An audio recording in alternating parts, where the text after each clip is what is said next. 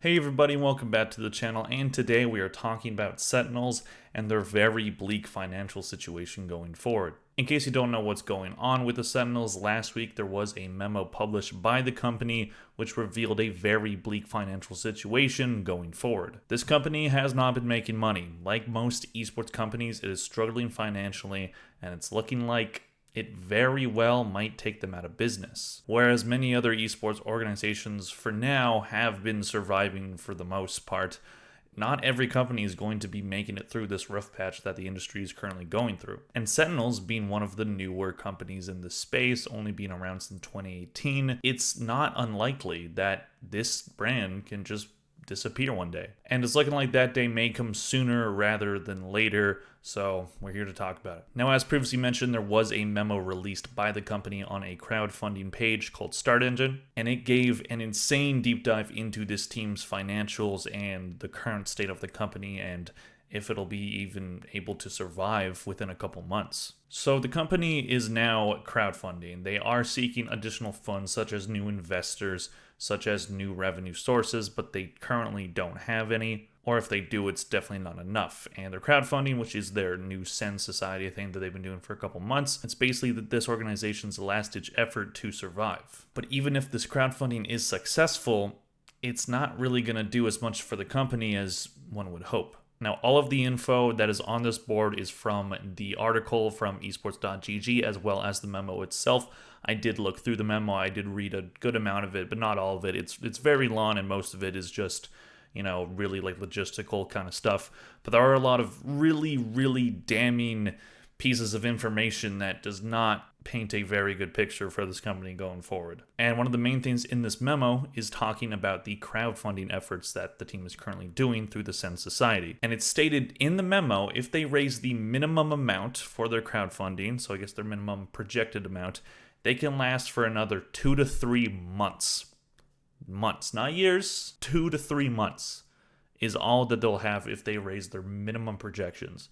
If they raise the maximum amount, 4 to 5 months. So even if they do as good as they possibly can see themselves doing, they're still only around for another 5 months. So even if you love the Sentinels and you're like, oh, I would love to, be a part of this Sen Society subscription, which is basically just like a Patreon, like you get extra content, extra videos, that kind of stuff. But as a fan, you're like, well, even if all of my friends do it or a lot of people do it alongside me, they'll still only be around for a couple more months, even like 4 to 5 if they do as good as they possibly can do.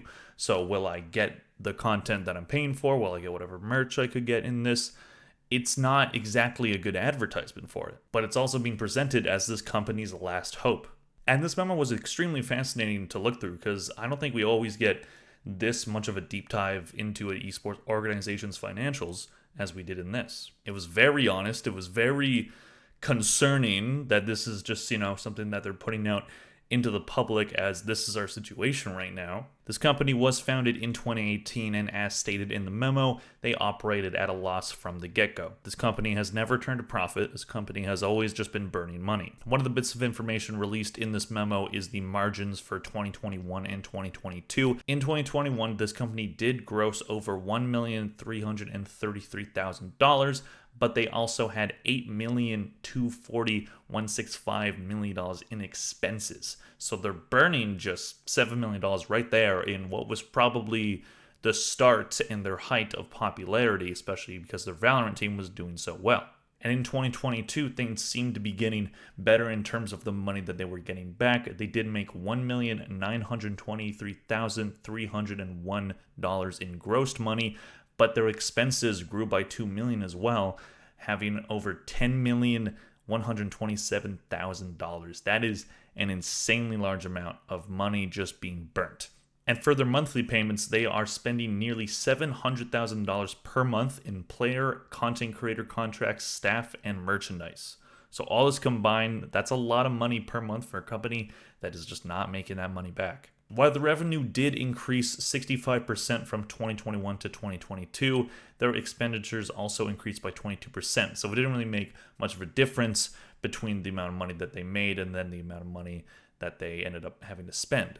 So even during 2 years where the company was getting a lot more popularity, gaining a lot of followers, there was a bit in the memo about them being the highest growing esports team in terms of followers on Twitter and YouTube over the past 2 years when compared to other organizations in North America. So they were growing their brand, growing the games that they were playing in, growing their players' popularity, and we have seen with players that have come through this organization, they get a lot of extra popularity from being on this team. In terms of revenue sources, this company makes money through merch, sponsorships, digital goods, publisher payments, and prize money. Digital goods basically being in-game brand type stuff, like in Halo, you can get a Sen skin.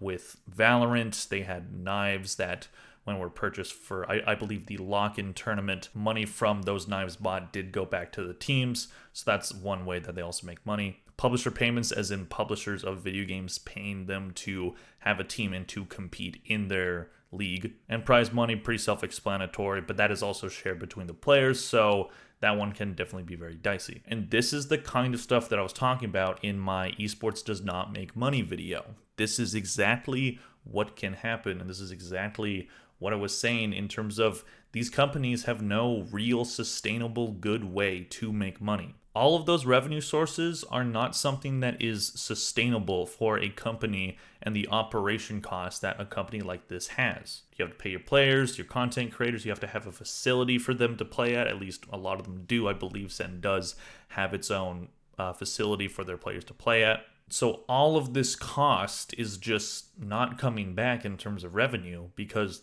there aren't any revenue sources that are getting them more money than what they're getting back. So everything from the players they sign to the merchandise they make, all of it is just burning money. And there's also one other part of this that I wanted to dive into. Nearly $1 million of expenditures go to 4 members of the company's executive team. Now, that's not entirely a surprise. This company is owned by Rob Moore, who is a big-time investor and has had his hands in a lot of different corporations. He was at one point the vice president of Paramount Pictures, so he was in the film industry, and he made his way over to the esports industry to basically run his own company. And as most millionaires do, he definitely has his pockets and hands in a lot of other businesses, I'm sure. I hope so, at least. I don't know much about Rob Moore, but if this is his only company, then ooh, that was a big gamble. Now, Rob Moore's salary per year right now is $360,000. His net worth is projected to be around $200 million. So him having that salary is actually surprisingly low. I wouldn't have expected that to be a bit more, like maybe a million, honestly, is what I probably would have said if you just asked me. But even so, $360,000 is a lot of money, especially for a company like this. If Rob Moore was to say to just take a pay cut for a couple months or for 1 year, something like that, and have the salaries of the executive team just slashed a bit, people still got to eat and people still got to make money, but a lot of these people are making over $200,000 per year. That's more than enough to live, for sure. So if you can just chop that money off somehow, at least a little bit, this company definitely has more money.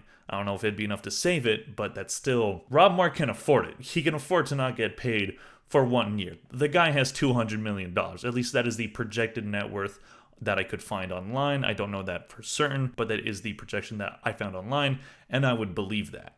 So he can absolutely afford to take a pay cut if he has to, and I think that he probably should. I think he should make sure that his employees are getting paid, that these content creators and these players that put their faith in his company, I think he should, maybe just take a little bit off of what he's making. But he's not going to do that. He's a rich CEO.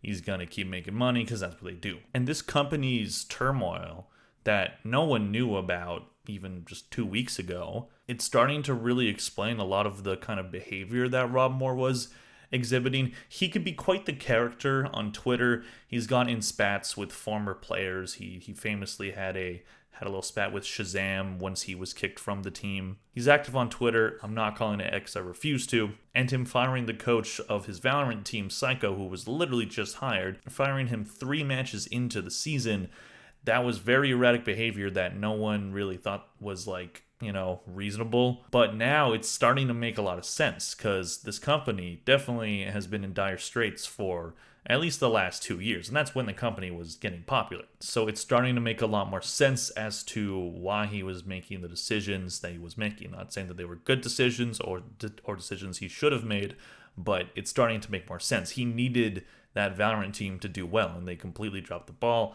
I don't think that's why the company is failing. I think they would still be in this situation anyway, but if that team was doing well, if their players were, just dominating in every facet, then maybe we're looking at a different story. Maybe they get more money from Riot, from Microsoft, because they have a Halo team, maybe more from their Apex team.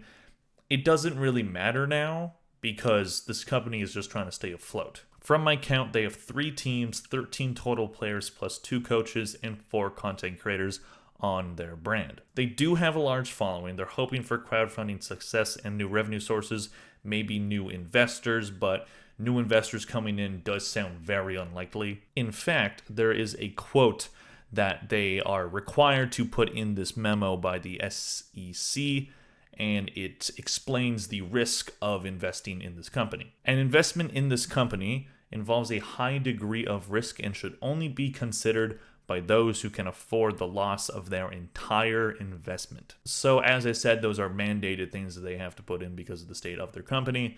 But man, just the fact that that's there is just such a damning statement of the condition this company is in. And if this company does go under, it'll be a damn shame. Sentinels has been one of the more promising brands in esports over the last 2 years or so. They were the most popular team in Valorant at a point. I wouldn't say they really are now because they haven't had the same success, but they're still up there and they still get a lot of views when those players play, but it doesn't look like it's really given them the returns to keep in this business. Money in esports is drying up right now, and we're going to see more of these situations come out, and we might see more companies doing crowdfunding and try to find other revenue sources. And if one of them finds something that really works, maybe the rest of the companies copy it. But right now, I don't see a path for this to get better for Sentinels. I don't see this as a thing that they can get out of easily. Rob Moore's going to be fine. As I said, he's worth over $200 million. He'll be okay. But all the employees, the staff, the video editors on staff, the players, all those people are going to be negatively affected by this. And it's going to be a very interesting future for Sentinels and their players and their staff. And they do have that Valorant team that is in the franchise league. So if they can't afford to stay in that league or to, be in business at all, what happens to that spot? Do they give that to someone else? Sentinels are probably going to have to drop all their players. I wish that the video I was going to make about Sentinels and what are they going to do for their Valorant team in the offseason, I wish I could just talk about that and not have this be the main situation, but here we are. And because of this, they're probably dropping all those players. Those players are probably going to have to find new homes. So I am hoping that Sentinels turn this around, find maybe a new investor, new revenue source, something. I do hope that this company does stay afloat. We will see what happens. Again, I don't know if it's going to work out. This does not look like a very good situation, so I guess we're going to see. And let's just hope that everybody that ends up being negatively affected by this lands on their feet. Anyways, that is all from me today. Thank you very much for watching this video. Click like if you enjoyed it, and I'll see you guys in the next one. Bye.